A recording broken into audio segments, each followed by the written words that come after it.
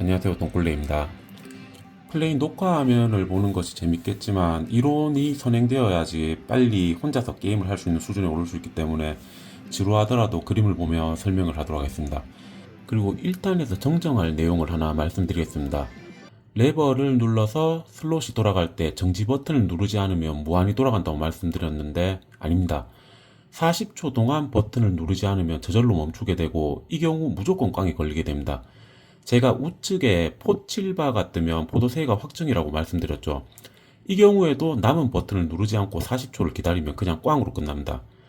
나중에 알려드릴 개념이지만 확정 릴조차도 남은 버튼을 저절로 멈추게 하면 무조건 꽝이 되어버리므로 반드시 시간 안에 버튼을 눌러서 멈추시기 바랍니다.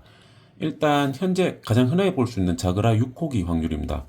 자그라 기계는 빠친코 업장에서 설정 1에서 6까지 매일마다 바꾸기도 하고 그대로 두기도 하는데요. 설정 6이 보너스가 터질 확률이 가장 높고 설정 1이 가장 낮습니다.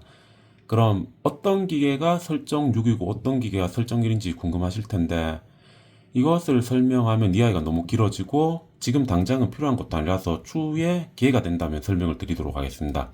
일단 설정 6을 살펴보면 빅 보너스 확률이 255분의 1이고 레귤러 보너스 확률도 255분의 1입니다.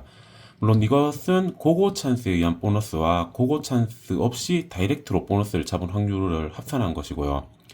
대략적으로 127.5번의 시행에서 보너스가 한번 터지는 것을 기대할 수 있습니다.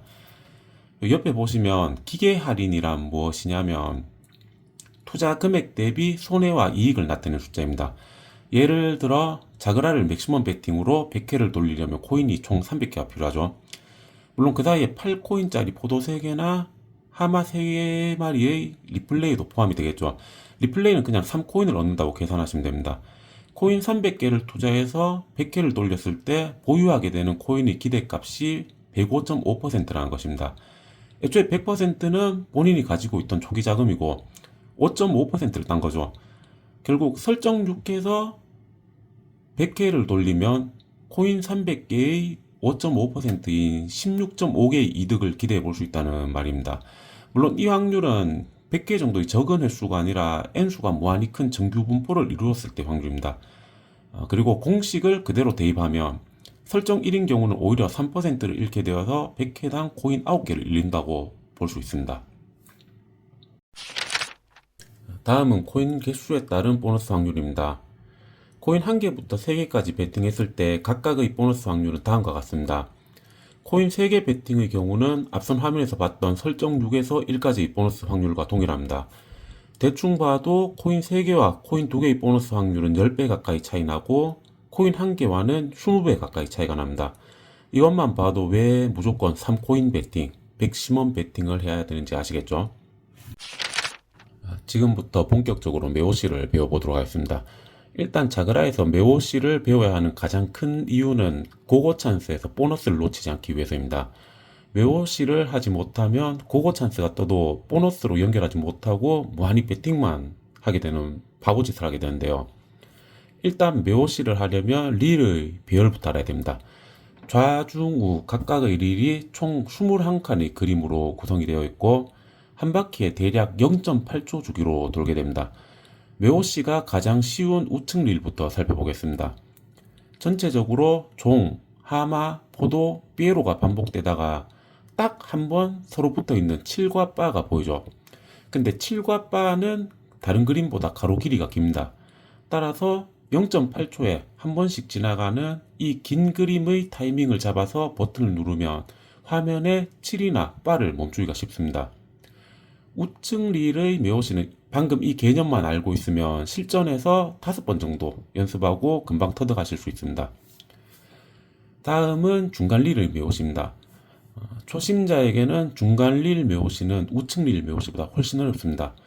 중간 릴 메오시는 혼자서 자그라 플레이를 하는데 필요 충분 조건인데요.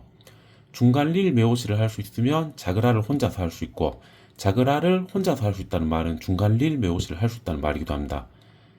가장 어려운 좌측 릴 메오시는 할 줄 몰라도 자그라를 하는데 큰 문제는 되지 않습니다.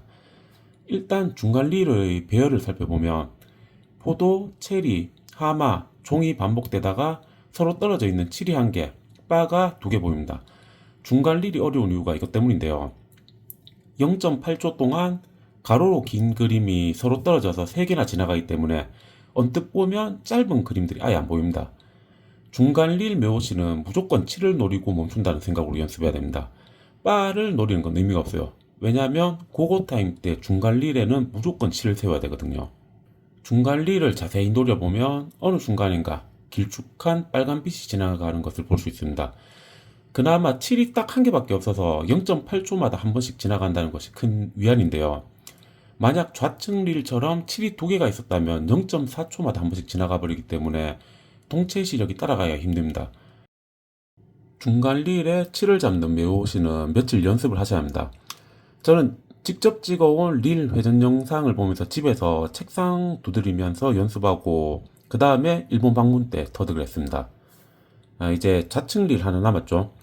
좌측 릴에는 서로 떨어져 있는 7이 2개, 바가 2개가 존재하는데요. 좌측 릴은 중간 릴과 다르게 7을 잡기 위한 묘시를 하는 것이 아니라 바를 잡기 위한 묘시를 해야 됩니다. 정확히 말씀드리면 바보다는 바 바로 위아래에 붙어있는 체리를 묘시하기 위한 건데요. 이건 중간 릴 묘시를 터득하고 자그라이 기본적인 모든 룰을 이해했을 때 중수로 올라가기 위한 과정입니다. 따라서 지금은 설명드리지 않겠습니다. 여기까지 설명을 하면 너무 길어져요. 그럼 좌측 릴의 묘시를 할 줄 모르면 고고 찬스 때 어떡하죠 하고 궁금하실 수도 있는데, 고고 찬스가 뜨면 좌측 릴은 그냥 랜덤으로 누르면 됩니다. 대략 2번 중에 1번은 7이 뜰 거예요. 어차피 고고 찬스 때 1코인 베팅만 하기 때문에 한 번 정도 좌측에 7을 놓쳐도 큰 타격이 없습니다. 랜덤으로 좌측에 7을 멈추고 다음에 묘시로 중간에 7을 멈추고 그 다음에 묘시로 우측에 7이나 바를 잡으면 보너스가 완성됩니다. 이론만 너무 길게 해서 재미없죠? 이번 편이 마지막 이론입니다. 꼭 제 영상처럼 우중좌 3번, 2번, 1번 순서로 멈춰야 되나요?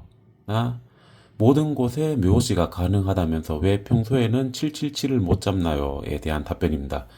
원칙적으로 돌아가고 있는 릴은 해당 버튼을 누르는 순간에 즉시 멈춰야 하지만, 그렇게 된다면 완전히 동체 시력과 반응 속도의 게임이 되어버리겠죠. 슬롯 머신 용어로 스베리라고 하는데 한국어로 미끄러짐으로 해석하면 됩니다.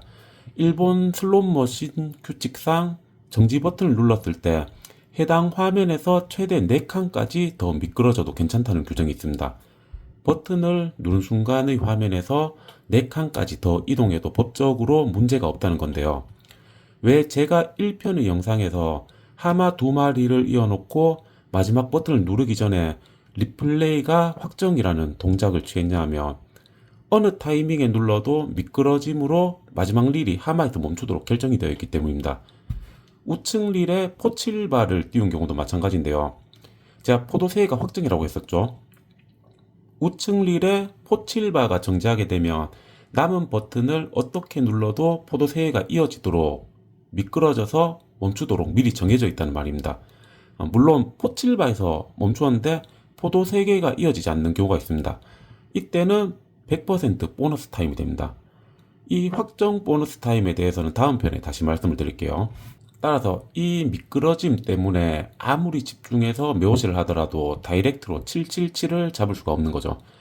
미끄러짐의 개념을 단순히 방해로만 생각할 건 아닙니다. 오히려 미끄러짐이 있어서 족보, 그러니까 흔히 슬롯 용어로 소역이라고 합니다. 소역이 완성되도록 도와주고 보너스가 완성되도록 도와주기도 하고 보너스가 빗나가도록 방해하기도 해요. 그럼 제가 왜 초보자분들께 우중자 3, 2, 1 순서로 멈추라고 하냐면, 평균적으로 첫 번째로 멈춘 릴에서 미끄러짐이 가장 적습니다. 가장 적다고 했지 미끄러짐이 아예 없는 건 아닙니다. 그리고 당연히 최종적으로 보너스나 소역의 유무가 결정되는 세 번째로 멈춘 릴에서 미끄러짐이 가장 심하고요. 자, 자그라를 혼자서 할 수 있는 최소 조건이 중간 릴, 우측 릴에 7을 멈추는 매호시 능력이라고 말씀을 드렸죠. 아직 매호시가 익숙하지 않은 초보분들이 평소에 플레이에서 가급적이면 미끄러짐이 적은 상태에서 우측에 7이나 바를 잡고 중간에 7을 잡는 연습을 하시라는 겁니다. 왜냐하면 우측에 7이나 빠를 잡고 그 다음에 중간에 7을 잡는 순서는 미끄러짐이 거의 없어요. 이 이유도 사실 설명하려면 복잡한데 이 순서로 누른 두 버튼만으로 확정 릴이 나올 일이 거의 없기 때문이에요. 그래서 기계가 일부러 미끄러져서 방해할 필요가 없는 거죠. 이 말이 무슨 뜻인지는 나중에 개념이 조금 더 잡히면 이해하실 수 있을 겁니다. 그리고 묘시가 완벽하게 된다. 묘시를 완벽히 터득한 것 같다. 그럼 그 다음부터는 좌중우 1, 2, 3 묘시로 플레이하셔도 됩니다. 이때는 체리 묘시라는 레어 역의 개념이 추가되어서 확률이 조금 더 올라가게 되는데요. 이건 나중에 설명드리도록 하겠습니다. 그리고 추가적으로 고고 찬스는 일반 플레이 상태랑 무엇이 다른가라고 한다면 이 미끄러짐이 최소가 된 상태, 오히려 777이나 778가 더 잘 이어지도록 조금씩 미끄러져 주는 상태라고 생각하시면 됩니다. 물론 묘시를 하지 못해서 얼토당토하는 곳에서 버튼을 누르면 절대로 보너스로 이어지지 않기 때문에 반드시 묘시를 익혀야 됩니다. 1편에 비해서 너무 복잡한 이야기를 많이 한 것 같네요. 오늘 이론은 여기까지만 하고 3편에서는 언제 고고 찬스에 불이 들어오는가, 고고 찬스의 확정론과 기회의 논, 체리 메오시에 대해서 설명드리겠습니다. 물론 오늘 말씀드린 이론만 다 익히시고 메오시도 터득하시면 혼자 가셔서 플레이해도 됩니다. 고고 찬스가 언제 뜨는지, 체리 메오시 이걸 몰라도 돈을 따서 오실 수가 있어요. 단 고고 찬스에 불이 들어왔는지는 계속 확인하셔야 되고, 그럼 빠찡코 현장 영상 보면서 2탄을 마치도록 하겠습니다. 자, 입장하겠습니다.